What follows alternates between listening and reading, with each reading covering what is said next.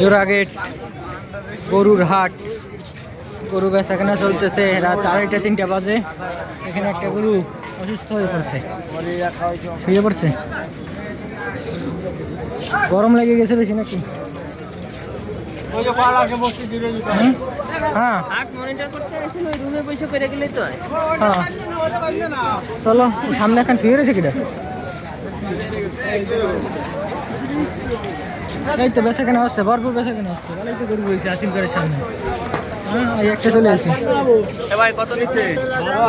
72,000। ও 72,000 চলে গেল একটা গরু। হ্যাঁ, কোনটা? 3,000। গত বছর আমাদের গরুটার সাথে ভালো না? আমাকে এটা কত নিল? 1,05,000 না? তাহলে সেই হিসেবে এটা ভালো অনেক, কিন্তু এটা বেশি গরু। সাদাটার সাথে এটা আমাকে এটা ভালো, বেশি গরু এটা নাকি জানি, পেট বড়।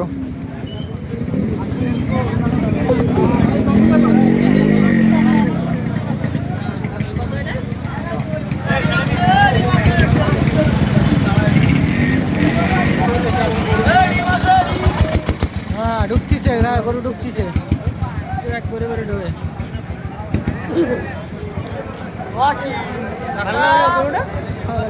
পেটটা বড় খেলে, পেটে চর্বি আছে।